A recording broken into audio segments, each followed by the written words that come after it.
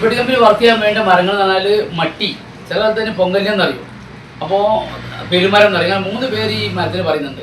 പിന്നെ കമ്പിളി എന്ന് പറഞ്ഞ മരമാണ്, ആസ്പിൻ, കമ്പിളി, അങ്ങനെ ഒരു പറഞ്ഞ മരം. പിന്നെ പാല പറ്റും, അത്യാവശ്യം പാല. പിന്നെ വണ്ണുള്ള മുരുക്ക്, ഇതൊക്കെ ഉണ്ടെങ്കിൽ കമ്പനി വർക്ക് ചെയ്യും. ഇങ്ങനത്തെ മരങ്ങളൊക്കെ ഇപ്പോൾ കിട്ടുള്ളൂ. ഇതൊക്കെ കിട്ടുകയാണ്. വയനാട് മേഖലയിൽ നിന്നാണ് ഈ മുരുക്കൊക്കെ വരിക.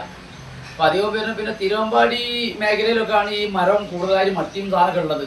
അപ്പോൾ അതാണെങ്കിൽ ചെറിയ വണ്ടി കയറ്റിയാലും വലിയ വണ്ടി കയറ്റിയാലും ഇപ്പോൾ യൂണിയൻകാർക്ക് റൈറ്റ് ആയതുകൊണ്ട് അവർക്ക് 6000-7000 റൈറ്റ് കൊടുക്കണം. സ്വന്തം ഇപ്പോൾ ഒരാൾ മുറിക്കാൻ പോയാലും മുറിച്ച് കയറ്റി കൊണ്ടുവരാൻ പറ്റില്ല, ഒരു കുറച്ചാണെങ്കിലും. അപ്പോൾ ഇതെല്ലാം കൂടി കൊടുക്കുന്ന പ്രതിസന്ധി കൊണ്ട് തന്നെയാണ് മരം വരാത്തത് എന്നുള്ളതാണ് എനിക്ക് മനസ്സിലായത്. ഞാൻ 30-35 കൊല്ലമായി ഈ പരിപാടി നടത്തുന്നു. അത് കൂടിയും കുറഞ്ഞും ഇങ്ങനെ പോവുകയാണ്. കുറേ പണി നിർത്തിയിട്ടും കുറേ നടത്തും.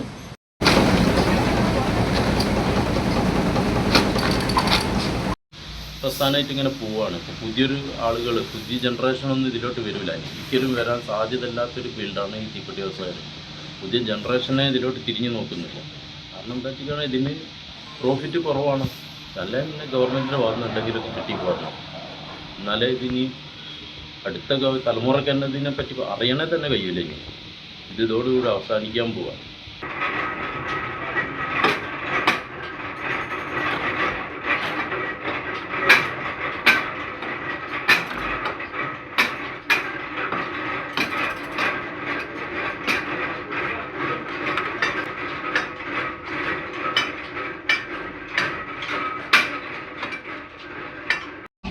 കോഴിക്കോട് ജില്ലയിൽ ഇപ്പം 40 കമ്പനിൻ്റെ അടുത്ത് കോഴിക്കോട് ജില്ലയിൽ ഉണ്ടായിരുന്നു.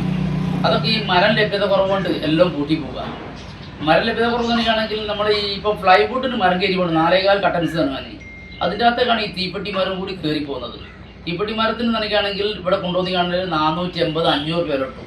അതായത് ഫ്ലൈവുഡിൽ 4.25 പോയി കഴിഞ്ഞാൽ 400 രൂപ കിട്ടുന്നത്. അപ്പോൾ ഒരു പൊങ്കളി ചോദിക്കുമ്പോൾ എന്തുകൊണ്ട് ഇത് 480 കിട്ടുന്ന 400 കൊണ്ടുപോകണം എന്നുള്ളത്, അത് ഒരു കുറ്റി മട്ടി, ഒരു 5 കുറ്റി വേറെ എന്തെങ്കിലും മരമാണെങ്കിൽ അതൊപ്പം മുറിച്ചിങ്ങനെ അതിലോട്ട് കൊണ്ടുപോയിക്കോളൂ. സെലക്ട് ചെയ്ത് കഴിഞ്ഞ് തീപ്പെട്ടി മരം മാറ്റി വെക്കില്ല. മാറ്റി വെച്ചിട്ട് തരികയാണെങ്കിൽ കൊണ്ടു തരുന്ന കച്ചവടക്കാരനും കർഷകനൊക്കെ നല്ല വില കിട്ടും. അത് കൊണ്ടുവരാൻ തയ്യാറാവാതെ കച്ചവടക്കാർ 4.25 മുറിച്ച് കൊണ്ടുപോകുന്നത് കൊണ്ടാണ് തീപ്പെട്ടി മരം ലഭ്യത കുറഞ്ഞതും അവർക്ക് വില ട്രായി പോകുന്നതും. മരത്തിന് വില ശരിക്കും തീപ്പെട്ടി മരത്തിലേക്ക് മട്ടി കൊണ്ടു തരാണെന്ന് വെച്ചാൽ നല്ല വില കിട്ടും. തീപ്പെട്ടി കമ്പനി നടക്കുകയും ചെയ്യും. ഓരോ തീപ്പെട്ടി കമ്പനിയിലും 10, 15, 12 തൊഴിലാളികൾ വർക്ക് ചെയ്യുന്നുണ്ട്. അന്യാസാര തൊഴിലാളികൾ 4-5 ആളുണ്ട്. ഇവിടുത്തെ തൊഴിലാളികൾ തന്നെ ഉണ്ട്.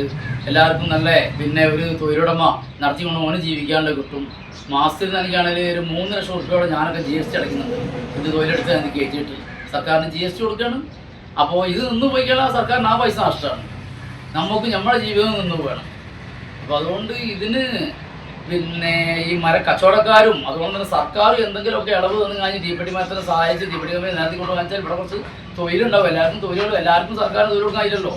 അപ്പോൾ നമ്മളിപ്പോൾ പറയില്ല 3 ലക്ഷം റുപ്യൊക്കെ പിന്നെ ടാക്സ് കൊടുക്കാൻ തന്നെ GST കൊടുക്കാൻ അറിയണമല്ലോ. യാതൊരു ഉൽപ്പാദിച്ചല്ലേ കൊടുക്കാൻ കഴിയുന്നത്.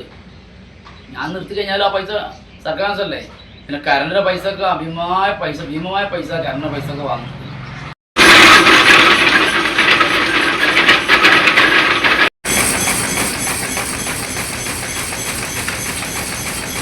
നമ്മളിപ്പം മരം കൊണ്ടുവരാന്ന് വെച്ചാൽ മട്ടിക്ക് 480 രൂപ കൊടുക്കും. ഇവിടെ കുന്നമംഗലം ഏരിയയിൽ സ്ഥാനത്ത് കോഴിക്കോട് ചെറുപുഴ ഏരിയയിൽ 500 രൂപ ഉണ്ട്.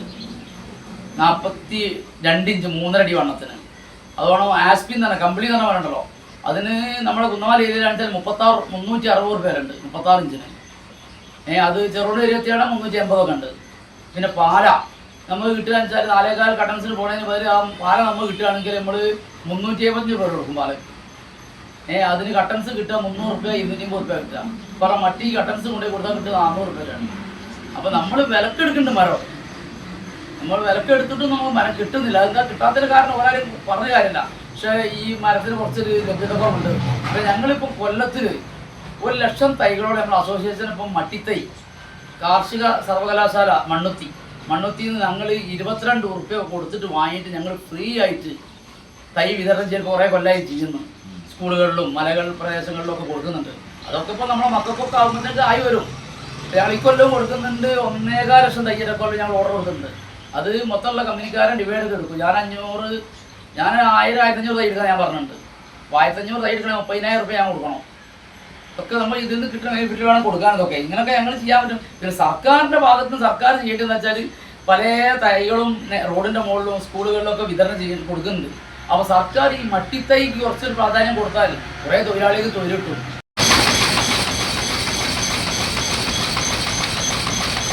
ഉദാഹരണത്തിന് പറയാൻ വെച്ചാൽ ഒരു പിക്കപ്പ് വണ്ടിയിൽ ഒരു 60 കുബി മരമൊക്കെ 70 കുബിയൊക്കെ മരം കയറ്റാൻ കഴിയും. അപ്പോൾ അത് ഒരു 75 കുബി ആകുമ്പോൾ കുറച്ചൊന്ന് മുകളിലേക്ക് ചിലപ്പോൾ നിൽക്കും. അത് കയറ്റി കൊണ്ടുവരുന്ന ക്യാമറ പിടിക്കും. ക്യാമറ പിടിച്ചാൽ അന്നേരം 1000, 2000, 3000 രൂപ ഫൈൻ അടയ്ക്കേണ്ടി വരുന്നുണ്ട്. ഈ വണ്ടിയാണെങ്കിൽ 100 കുബിക്ക് വേണമെങ്കിലും വലിക്കും. പക്ഷേ അങ്ങനത്തെ ചില വിട്ടുവീഴ്ച സർക്കാരും ഈ ക്യാമറ ഉപയോഗിക്കുന്ന ആൾക്കാരും ചെയ്തു കൊടുക്കണം. അല്ലാതെ ഇപ്പോൾ അതിനകത്ത് 5 കുബിക്കായിട്ട് വീണ്ടും വണ്ടി കൊണ്ടുവന്ന് കഴിഞ്ഞാൽ ഒരു കയറ്റി കൊണ്ടുവരാൽ 1000, 1500 വണ്ടിക്ക് ഒരു കൊണ്ടുവരുന്നത് 2 ട്രിപ്പിനാക്കാനില്ല. ഒരു ട്രിപ്പിന് അവിടെ പോരുകയാണെങ്കിൽ വണ്ടിക്ക് വലിക്കാൻ പറ്റുന്നല്ലാതെ വണ്ടി എടുക്കൂല, അലിയാസി എടുക്കൂല എന്തായാലും. അപ്പം ഈ ക്യാമറ കൊണ്ട് ഇങ്ങനെ പ്രശ്നമുണ്ട്. അപ്പോൾ ഇതിനൊക്കെ ചില വിട്ടുവീഴ്ച സർക്കാരിൻ്റെ ഭാഗത്ത് നിന്ന് നിർബന്ധമായിട്ട് ഉണ്ടാവണം. എന്നാലേ ഉള്ളൂ ഈ മരം കട്ട് ചെയ്യുന്ന ആൾക്കാർ ഇതിന് പോവുള്ളൂ. ഒരു പറഞ്ഞാൽ ഞങ്ങളിപ്പോൾ മരം കൊണ്ടുവരാൻ ഇത് പിടിച്ചു കഴിഞ്ഞാണെങ്കിൽ ഞങ്ങൾക്ക് ഇത് ഒക്കുന്നില്ല. ഏതല്ലാതെ നമ്മളിപ്പോൾ 5-10 ഗ്യാസ് കയറ്റി പോയതിനനുസരിച്ച് വണ്ടിക്കൊന്നും ഒരു കേടുമില്ല, വണ്ടി കൊണ്ടുവരാനും കഴിയും. അപ്പോൾ ഇതുകൊണ്ടൊക്കെയാണ് ഞങ്ങൾ കൊണ്ടുവരാത്തത്. മരക്കാർ പറഞ്ഞപ്പോൾ അങ്ങനെ ഞങ്ങൾ അതുകൊണ്ടൊക്കെയാണ് കൊണ്ടുവരാത്തത്.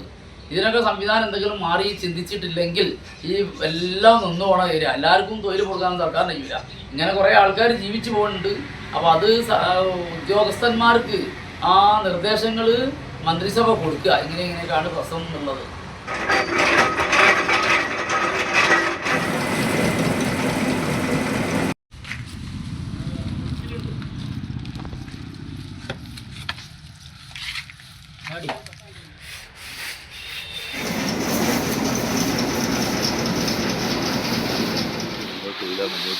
മുന്നോട്ട് ആളുകളെ പക്ഷെ കുറേ സാധനം കൂട്ടിപ്പോയിട്ടോ. ഇതിങ്ങനെ എത്തി വാരി അവിടെ കൊണ്ടുപോയിട്ട് പിന്നെ ചാക്കിലിറച്ചിട്ട് അവിടെ ചാക്ക് നിറച്ച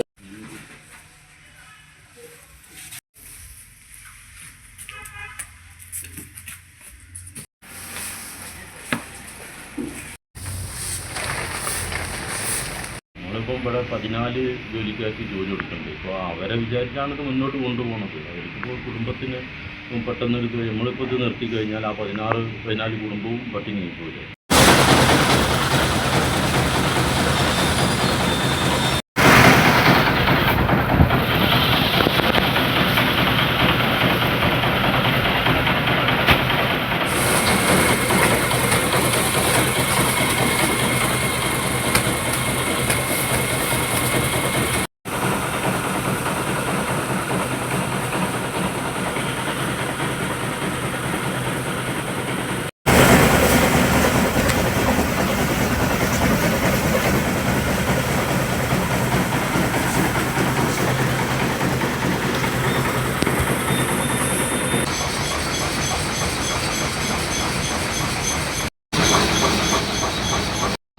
കോഴിക്കോട് ജില്ലയിൽ ഇപ്പം 12 കമ്പനികൾ വർക്ക് ചെയ്യുന്നുള്ളൂ.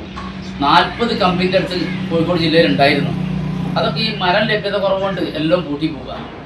മരം ലഭ്യത കുറവ് തന്നെയാണെങ്കിൽ നമ്മൾ ഈ ഇപ്പം ഫ്ലൈവുഡിന് മരം കയറ്റി പോകുന്നത് 4.25 കട്ടൻസ് തന്നെ. അതിൻ്റെ അകത്തേക്കാണ് ഈ തീപ്പെട്ടി മരം കൂടി കയറി പോകുന്നത്. തീപ്പെട്ടി മരത്തിന് തന്നെയാണെങ്കിൽ ഇവിടെ കൊണ്ടുവന്ന് കാണുന്നത് 480-500 രൂപ കിട്ടും. അതായത് ഫ്ലൈവുഡിൽ 4.25 പോയി കഴിഞ്ഞാൽ 400 രൂപ വരെ കിട്ടുന്നത്. അപ്പോൾ ഒരു പെങ്ങൾ ചോദിക്കും എന്തുകൊണ്ട് ഇത് 480 കിട്ടും 400 കൊണ്ടുപോകണമെന്നുള്ളത്. അത് ഒരു കുറ്റി മട്ടി ഒരു 5 കുറ്റി വേറെ എന്തെങ്കിലും മരമാണെങ്കിൽ അതൊപ്പം മുറിച്ച് അതിലോട്ട് കൊണ്ടുപോയിക്കോളൂ. സെലക്ട് ചെയ്ത് കഴിഞ്ഞ് തീപ്പെട്ടി മരം മാറ്റി വെക്കില്ല. മാറ്റി വെച്ചിട്ട് തരികയാണെങ്കിൽ കൊണ്ടുതരുന്ന കച്ചവടക്കാരനും കർഷകനും ഒക്കെ നല്ല വില കിട്ടും. അത് കൊണ്ടുവരാൻ തയ്യാറാവാതെ കച്ചവടക്കാർ 4.25 മുറിച്ച് കൊണ്ടുപോകുന്നത് കൊണ്ടാണ് തീപ്പെട്ടി മരം ലഭ്യത കുറഞ്ഞതും അവർക്ക് വില ട്രായി പോണതും. മരത്തിന് വില ശരിക്കും തീപ്പെട്ടി മരത്തിലേക്ക് മട്ടി കൊണ്ടു തരാണെന്ന് വെച്ചാൽ നല്ല വില കിട്ടും. തീപ്പെട്ടി കമ്പനി നടക്കുകയും ചെയ്യും. ഓരോ തീപ്പെട്ടി കമ്പനിയിലും 10, 15, 12 തൊഴിലാളികൾ വർക്ക് ചെയ്യുന്നുണ്ട്. അന്യസംസ്ഥാന തൊഴിലാളികൾ 4-5 ആളുണ്ട്. ഇവിടുത്തെ തൊഴിലാളികൾ തന്നെ ഉണ്ട്. എല്ലാവർക്കും നല്ല പിന്നെ ഒരു തൊഴിലുടമ നടത്തിക്കൊണ്ട് ഓന് ജീവിക്കാനുള്ള കിട്ടും. മാസത്തിൽ എനിക്കാണെങ്കിൽ ഒരു 3 ലക്ഷം രൂപയോടെ ഞാനൊക്കെ GST അടയ്ക്കുന്നുണ്ട്. ഇത് തൊഴിലെടുത്ത് എനിക്ക് കയറ്റിയിട്ട് സർക്കാരിന് GST കൊടുക്കുകയാണ്. അപ്പോൾ ഇത് നിന്ന് പോയി കഴിഞ്ഞാൽ സർക്കാരിന് ആ പൈസ നഷ്ടമാണ്.